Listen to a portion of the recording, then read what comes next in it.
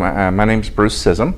I am president here at Danville Community College and have been starting in my 5th year now. My aunt used to work here. She was a librarian for a while. And of course, I know that it has a couple things that I was looking for. I'm interested in, I wasn't just interested in the sake of a presidency for the sake of a presidency. I liked what I was doing, which was vice president in academic affairs. But I am enthralled by and interested in institutions that have a strong emphasis in workforce kinds of training, career opportunities training. I'm interested in students in colleges that were interested in service learning and in achievement of student progress, and so that was what DCC was in many respects as I looked at it, and I just thought this was a perfect match for my interests, where I wanted to work professionally, and then the tie into the home, you know, so it was no-brainer. I feel very fortunate to have been selected to serve here. So. Yes, I'm Deborah Holly. I am the Vice President of Academic and Student Affairs here at Danville Community College. Well, I started in July of 2015, so that would be not quite 2.5 years. Do you like it so far? I like it. I do. Great people. So what was your very first impression of the college once you got here? How nice the people were. You know, just genuine and warm, and you know, everywhere you're going to work, everywhere organization you're going to be in has got its strengths and weaknesses. That's just a given, but for the most part, at the end of the day, you know, people still care about each other here, and that's what I think I like the most.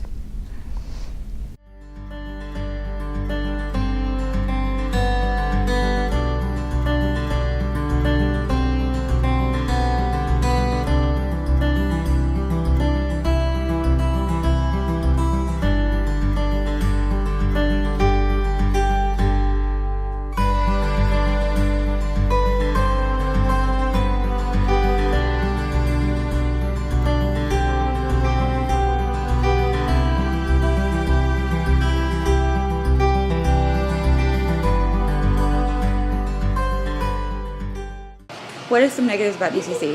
It does not have a gym. I never showed up for the kind of those open days they have where you kind of check how everything's going out, but I did visit when I was coming in to apply, and I thought it was, you know, very, very nice and affordable, of course, and it was a nice atmosphere around. The staff was very presentable and everything, so I enjoyed that. And is your impression still the same? I think so. Yeah, not much has changed. I heard a couple negative perspectives from people, but that was just bad impressions I think they had. So. Do you think there's any negatives here at DCC? The only thing I can really think of right now is like maybe more programs in the arts fields. Like I'm very into music and that kind of thing. So if they had some more courses in that kind of aspect, I would enjoy that, I think. So. Well, my first impression of DCC was mostly what I heard from just the people around me. They were just like, oh, it's just where you go if you don't know where you want to go after high school. And I mean, I thought that kind of sucked. And then but I sort of agreed with them until I came here, and then I realized, oh, this is actually like college. It's good to have a little bit of extra freedom. It's a lot different though, because you have to actually go to your classes, so without anyone forcing you to, so it was a lot different.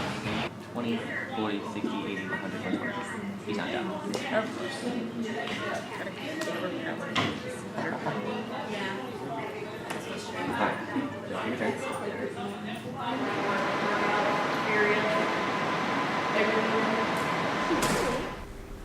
You introduce yourself for us?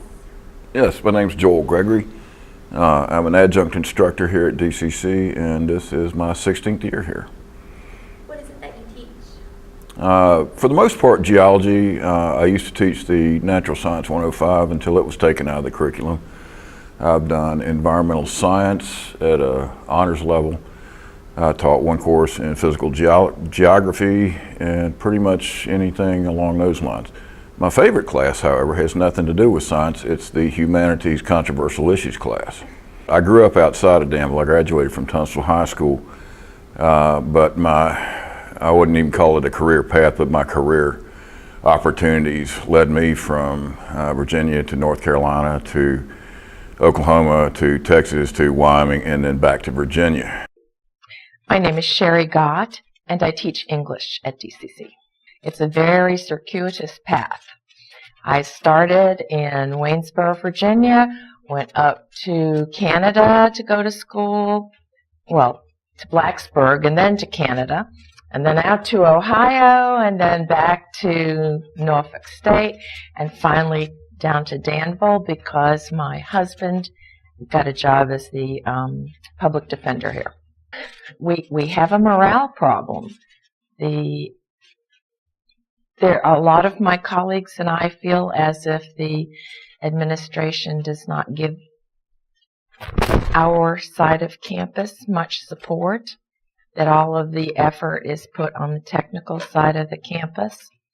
And we are also being asked to do more and more with less and less.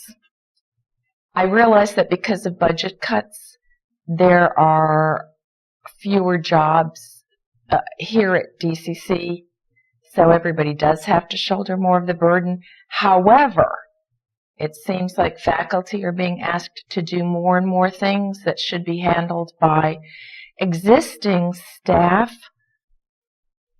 particularly those in the Wyatt building.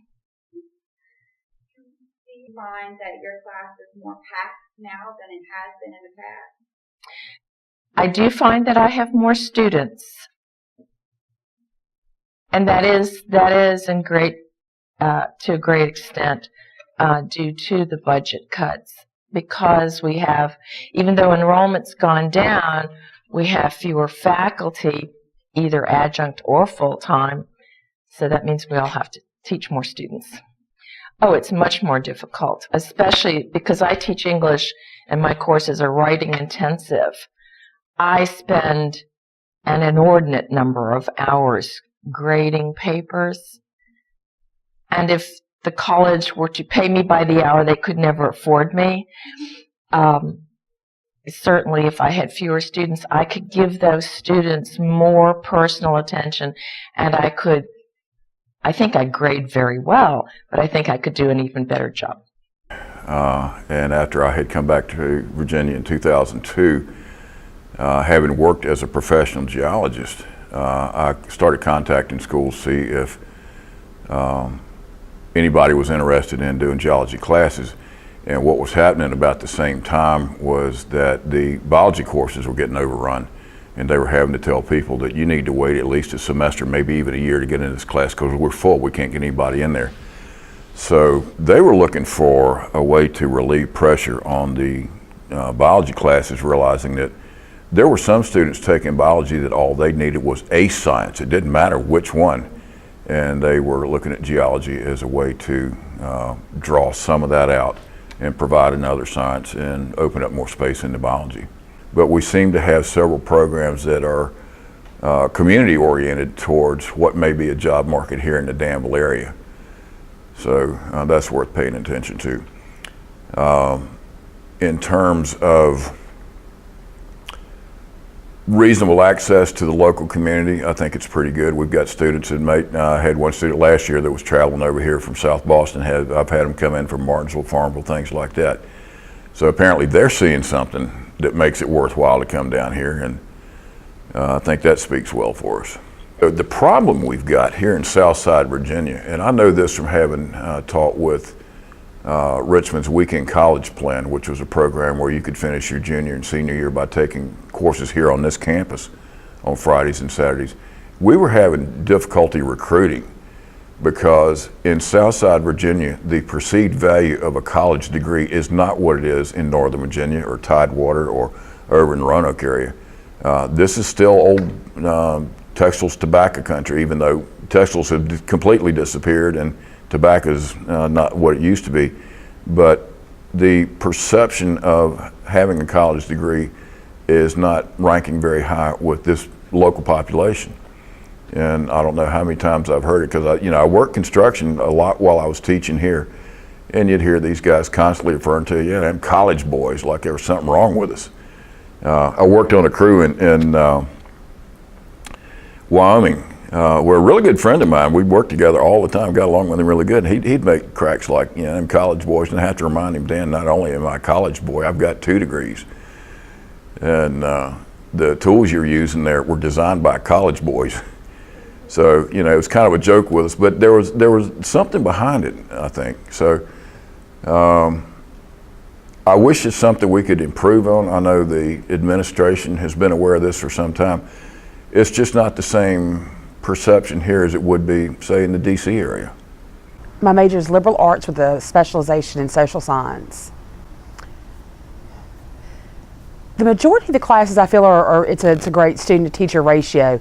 However, there are several that I have had over the course of the past 2.5 years where I felt that the class size could be slightly smaller. They were slightly crowded, less one-on-one interaction with the professor. But overall, I think that most class sizes were okay. If you've only got 12 students per class, financially it doesn't make sense to have 2 classes if you're only going to have 12 students per class. That doesn't make any sense. So I can understand the need financially for them to combine for those reasons. But when you've got every single seat in the class taken up, I don't think that it allows for a productive class. But I do think that budget constraints probably play a large role in that. I think that the faculty is outstanding. 99% of the faculty want nothing more than for the student to succeed. They may go about it in a different way. You have some that are more cut and dry, that they just want to give you the information. Sometimes they want to make you work for the information, but I think all of them want you to have a positive experience and come away with a really solid foundation to either go to a 4-year university and pursue advanced degrees, or to, you know, integrate into the community and be a productive member of society. But I do think that the faculty here is probably the best asset that Danville Community College has.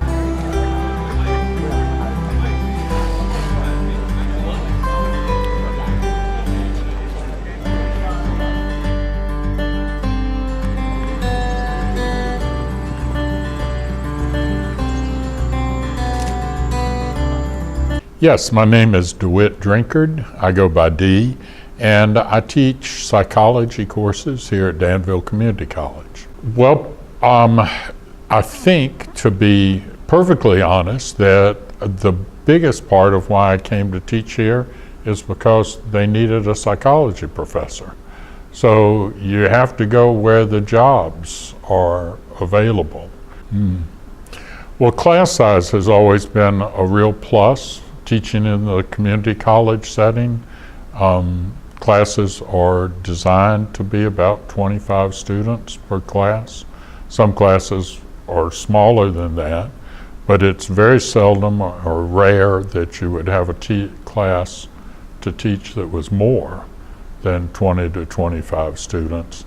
I know one of the classes I taught at VCU had 65 students in the one class and taught, and I was, as I say, only a graduate student, so that was a little bit overwhelming. That's exactly right. So I've always enjoyed having those smaller class sizes. I think at Danville Community College you have, in many ways, much the same diversity of students that you would have at any college. Well, I think there are always going to be problems with financial aid programs in any setting, whether it's in this country or somewhere else. I think that what I would really like to see done is I would like to see community college tuition done away with, and community colleges made tuition free for the entire country. Financial aid was not as streamlined as it could be. I'm not sure if they were using student interns, and that was the problem. I'm not exactly sure, but I have heard from other students as well that financial aid has been kind of iffy as far as getting results. So that's a little bit of an issue. That's been one of my most unpleasant dealings with any of the administration here at DCC. Well, I doubt there's very much likelihood that the state is going to increase their investment percentage. It's been in decline. I don't mean to diminish them. Their resources have been challenged. You know, when the recession collapsed the economy in 2008 in this country, we almost went into a Great Depression. The country had not been there since the 1940s, and we came very, very close. The part of the result of that and the warring between the political parties in Washington meant that budgets were frozen, budgets were slashed, and Virginia was more so than any other state, I think, heavily dependent upon military expenditures. So when the budgets were cut, when the budgets were frozen, that means that Virginia lost a lot of revenue. And so while the jobs have come back, we have more jobs in Virginia than they've had in 20-some years, lower unemployment claims than they've had, I think, in about 3 decades or so. But oftentimes the jobs are replaced with lower paying or less paying jobs. And so that affects the overall income and wealth of the state and the tax base. But the reality of that is that we're not likely to see an increased revenue from state support because of that picture. So it's up to us to do what? I think we're reaching a tipping point probably, and I know the Chancellor had remarked at one of the last gatherings of the presidents that although they've not said that, he's beginning to worry that maybe the State Board has reached the end of their limit of willingness to allow tuition increases. It's significantly expensive for students to attend even a community college today. You know, you go anywhere, some people like what you do, some people don't. So I hope my legacy is that at the end of the day, when I retire, and I'll probably retire before I leave here, I love it here very much, but will just be that at least he was open and fair and was trying to be creative and think of different ways to do things. Everything will not work, I admit that. Some of the ideas when you try to innovate, when you do new things, some of them are going to fail. You cannot afford to be concerned by failure. You do your best thinking, your best planning, your best engagement, and then you hope for the best. You have to be flexible as you implement, but sometimes things won't work. But I think all too often, I see it happen in my life when I was younger. I see it happens in friends' lives. I see it happen in the lives of many of our students. They worry more about failure than they do actually taking a risk. And I think if I can have one contribution to education here at Danville Community College is that more students will be willing to take the risk.